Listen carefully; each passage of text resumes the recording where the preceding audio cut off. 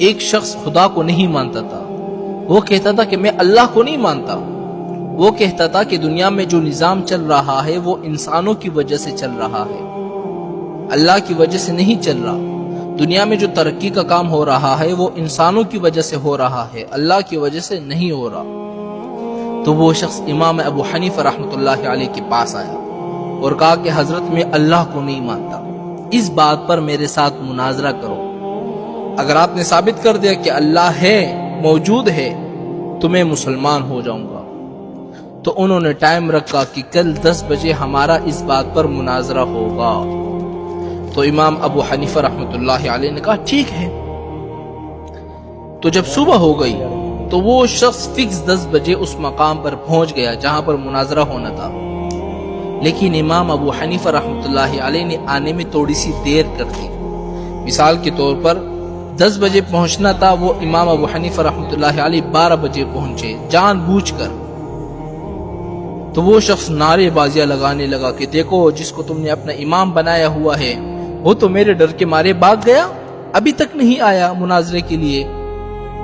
تو تھوڑی دیر کے بعد امام ابو حنیفہ رحمۃ اللہ علیہ پہنچ گئے۔ تو اس شخص نے کہا کہ امام صاحب آپ اتنے لیٹ کیوں ہو گئے؟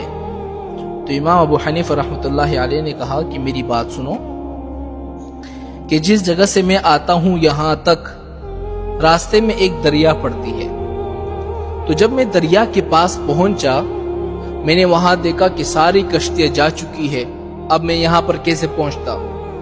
تو میں نے اللہ سے دعائیں کی، اللہ کے سامنے گڑ گڑایا، اللہ کے سامنے رویا۔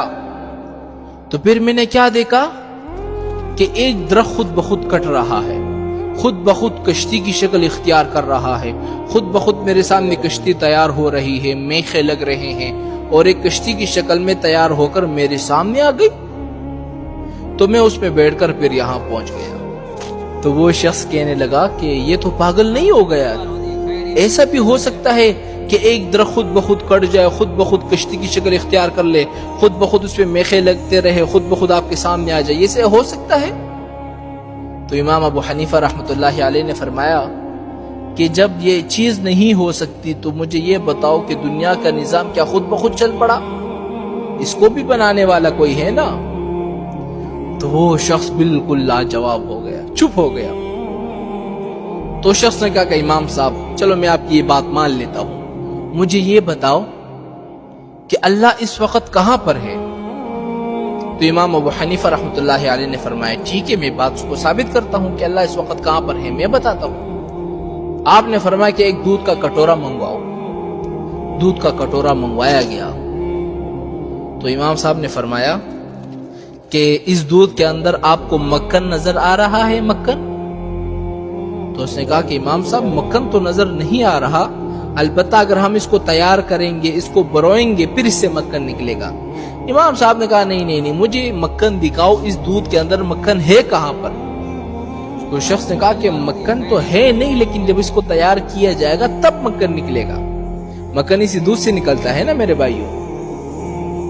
تو امام صاحب نے کہا کہ نہیں مجھے مکھن دکھاؤ۔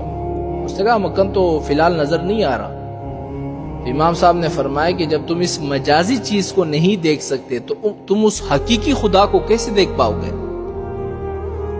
وہ شخص بالکل چپ ہو گیا، لاجواب ہو گیا۔ تو شخص نے ایک پھر سوال کیا، چلو آخری سوال امام صاحب، پھر اس کے بعد میں مسلمان ہو جاتا ہوں، اللہ کا رخ اس وقت کہاں پر ہے؟ تو امام صاحب نے فرمایا کہ چلو ایک موم بتی منگواؤ۔ موم بتی منگوائی گئی، آپ نے فرمایا اس کو جلاؤ۔ جب جلائی گئی تو امام صاحب نے فرمایا کہ اس کی روشنی کس طرف ہے؟ جب موم بتی کو بندہ چلاتا ہے تو چاروں طرف روشنی ہو جاتی ہے نا۔ تو شخص نے کہا روشنی تو چاروں طرف ہے۔ تو امام صاحب نے فرمایا کہ اسی طرح بس اللہ بھی ہر جگہ موجود ہے، ہر جگہ دیکھ رہا ہے۔